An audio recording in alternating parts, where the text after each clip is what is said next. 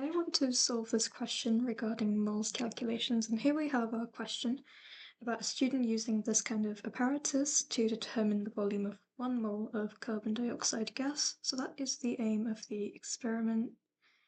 It is to determine the volume of 1 mole of carbon dioxide. That's not a very good colour, let's try yellow. Actually, forget it. Okay, and here's our apparatus, and we're told the mass of sodium carbonate that they're using is 0.53 grams. So that is the sodium carbonate and how many moles they're using. We're adding an excess of dilute nitric acid, so this thing is the limiting reagent because the nitric acid is in excess. And once all the sodium carbonate has reacted, we are now going to measure the volume of carbon dioxide. Cool. So the question is, calculate the amount in moles of sodium carbonate that reacts. So how would we go about doing this? Well, let me choose the right brush first of all. Moles is equal to mass divided by mR.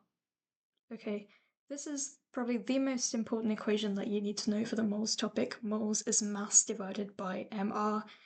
Sometimes I know a couple of people struggle with the equation rearrangement, and if so, you can use the triangle if you want. The M Mr. N triangle, where M is mass, MR is just MR, and N is the number of moles. So if I want to look for number of moles, I'd be doing mass over MR.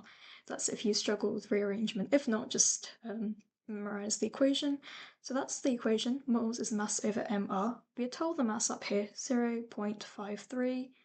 And what we've got to do is we've got to divide by MR, which they've given us. Very good. If they haven't given it to you, but they've given you a periodic table, you can work this out. So that is 106. And now if you use your calculator, you would get the answer 0.0005 moles, which is the answer. So there we go, you've got your 2 marks. Now the second part of this question is to do with the volume of carbon dioxide that they've collected, and they're telling you that they have collected 110 centimeters cubed. And we've got to use our information, where we've got to use this and our answer to the last question, so we've got to use this to work out the volume of 1 mole of carbon dioxide. We are told that this is how many moles of sodium carbonate would produce this much, 0.005 moles of sodium carbonate would produce this much carbon dioxide, and this is in a 1-to-1 ratio. So all we've got is 0.005 mole of sodium carbonate. It will produce, let me just clear this up, it's getting a bit messy. 0.005 mole produces 110 centimeter cube. So how much would 1 mole produce? Well, what we can do is we can divide both sides by 0.005. Sorry about the time it takes to write this down, by the way. I'm not using a stylus.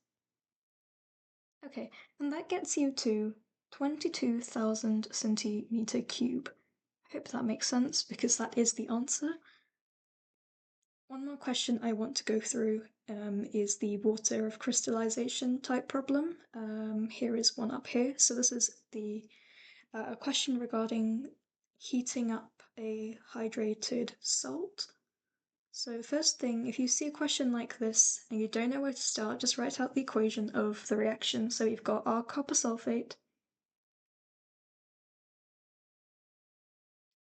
and it's being heated up until we can get the water separate. And that is the equation. Now you can check its balance because we've got 5 waters and we've got the copper sulfate. Now we've got the same number of things on both sides. And they are asking us to find the maximum mass of water that can be produced when this much copper sulfate is heated. We've got mass, we've got MR, so we've got everything to do. Mole is equal to mass over, goodness, that's atrocious. Mass over MR, okay. And we're told mass, good. And we're also told MR of 250. And that gets us to 0.01 moles. And that's how many moles of copper sulfate we have. That's the copper sulfate hydrated that we have. Now, we have a mole ratio of 1 to 5, which means from this many moles, we get 5 times as many with the water because it's a 1 to 5 mole ratio. Okay, so how many moles of water have we produced? We've produced 0.1 times 5, because look at this coefficient of 5, 0.05 moles. And remember the equation, mass of water is equal to moles times mR. We've got moles, we've just worked this out. And we are not told the MR of water, but that's okay because we can look on the periodic table to work this out. 2 waters, that's 2, oxygen is 16, so it's 18. And if you want, you can use a calculator. That would be 0.9 grams.